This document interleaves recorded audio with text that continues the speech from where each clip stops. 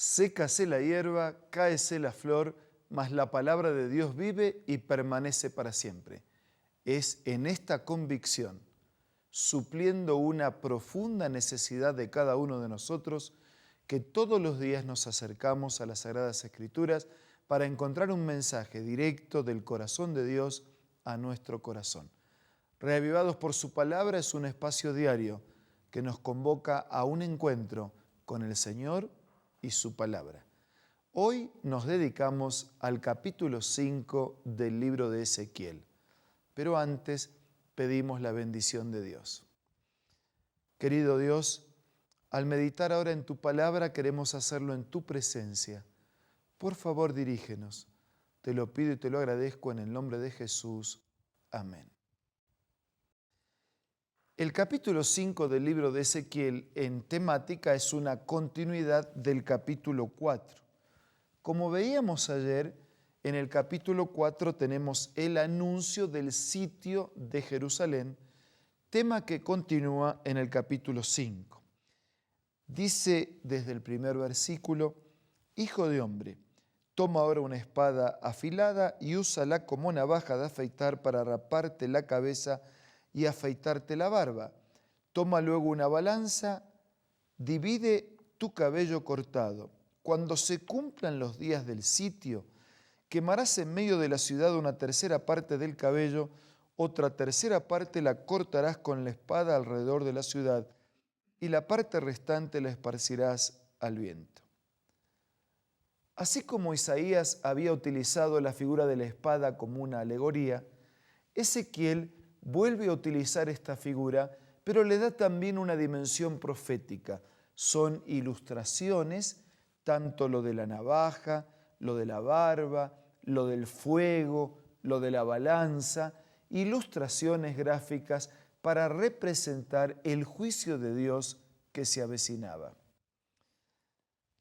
Desde el versículo 5 en adelante nos encontramos con la aplicación. Así dice el Señor Omnipotente: esta es la ciudad de Jerusalén. Yo la coloqué en medio de las naciones y de los territorios a su alrededor, pero ella se rebeló contra mí, contra mis leyes, mis decretos, con una perversidad mayor a la de las naciones y territorios vecinos. En otras palabras, rechazó por completo mis leyes y decretos.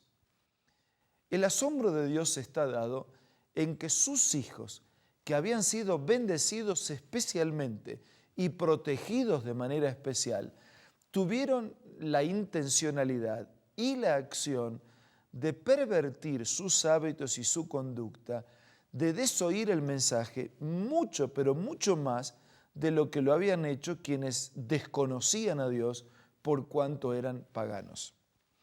El versículo 7 entonces hace como una especie intermedia de conclusión. Por eso yo, el Señor Omnipotente, declaro: ustedes han sido más rebeldes que las naciones que estaban alrededor.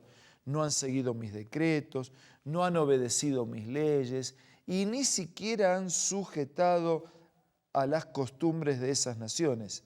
Por lo tanto, yo, el Señor Omnipotente, declaro: estoy en contra de ti, Jerusalén, y te voy a castigar a la vista de todas las naciones. La disciplina, el castigo, el juicio, siempre tiene dos objetivos. El primero, impacta directamente sobre la persona, la entidad o el pueblo juzgado. Y en segundo lugar, es un llamado de atención para otro o para otros que no han estado involucrados. Por causa de tus ídolos repugnantes, haré contigo lo que jamás he hecho ni volveré a hacer. Entre ustedes habrá padres que se comerán a sus hijos, hijos que se comerán a sus padres. Yo los castigaré, y a quien sobreviva lo dispersaré por los cuatro vientos. Era tanta la perversión que el Señor tenía que actuar haciendo justicia en ese momento. Por esta razón yo, el Señor, dice el versículo 11, Omnipotente, juro por mí mismo, como ustedes han profanado mi santuario con sus ídolos repugnantes y con prácticas detestables, yo los destruiré sin misericordia y sin piedad. Y entonces habla de qué manera el pueblo iba a ser destruido, de qué manera serían alcanzados por el castigo, por la acción de justicia que Dios habría de implementar y en cuanto en las formas y insisto, en la manera en que el juicio llegaría a sus vidas. El versículo 14 todavía es más enfático. Yo te convertiré en un montón de ruinas. Te haré objeto de burla de todas las naciones que te rodean. Todos los que pasen junto a ti lo verán.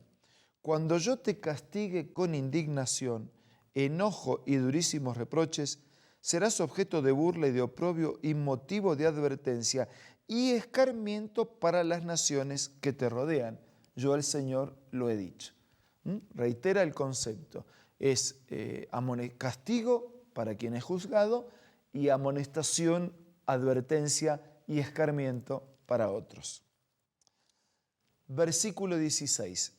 Yo te haré blanco del hambre, esa mortífera flecha que todo lo destruye, dispararé a matar, pues traeré sobre ti hambre y escasez de provisiones. Por si fuera poco, lanzaré contra ti animales salvajes que te dejarán sin hijos.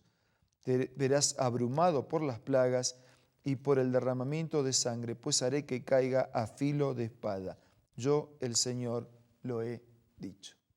Y parece extraño que Dios se exprese de esa manera, sobre todo cuando la visión que tenemos o que pretendemos o que buscamos de Dios es la del amor y la misericordia, la de la compasión, comprensión. Y sin embargo, cuando vemos a un Dios soberano, poderoso, justo, enojado, actuando, se nos complica la comprensión que podemos tener en relación a Dios. Tenemos que admitir siempre que humanamente, finitos como somos, nunca estaremos en condiciones de comprender en su totalidad la esencia de Dios, el significado de Dios, la existencia de Dios, la misma eternidad de Dios.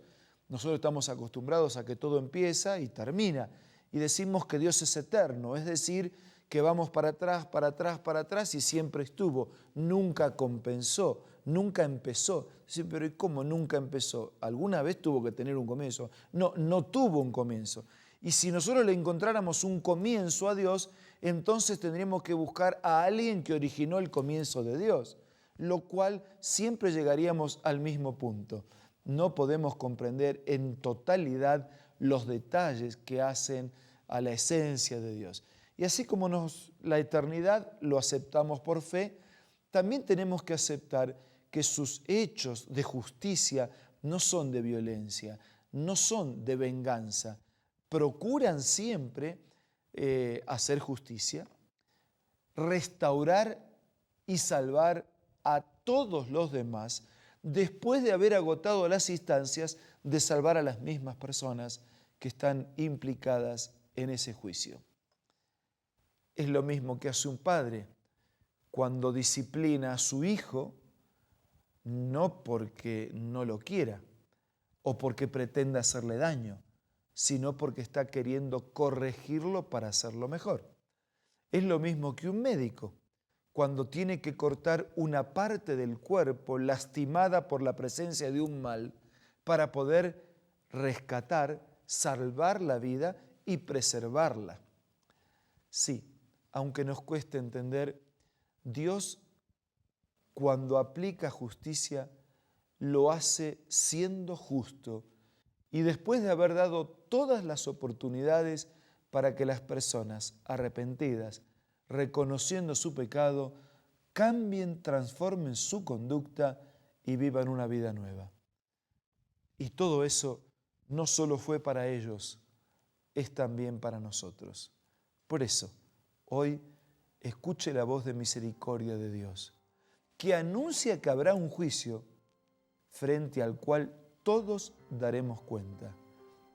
Y no tenemos nada que temer de ese juicio en la medida que hoy vivamos permanentemente con Dios.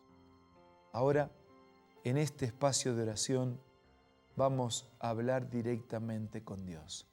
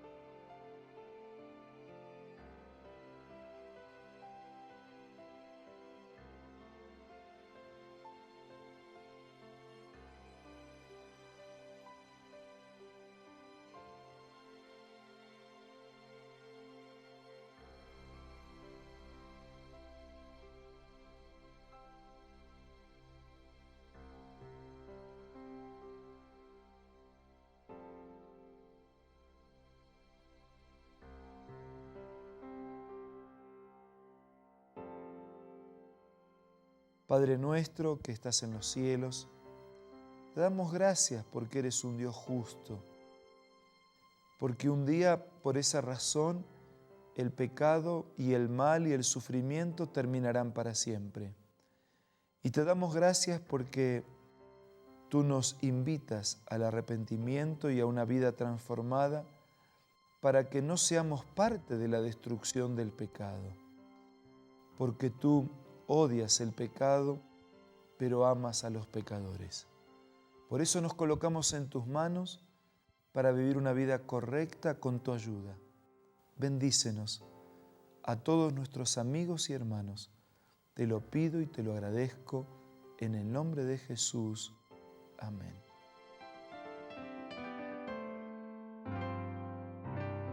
La Biblia, la palabra de Dios, es una carta donde nuestro Creador expresa su amor hacia la humanidad. Es una recopilación de textos que en un principio eran documentos separados, escritos por varias personas, todas ellas inspiradas por Dios. Primero en hebreo, arameo y griego durante un periodo muy dilatado y después reunidos para formar la Biblia cristiana.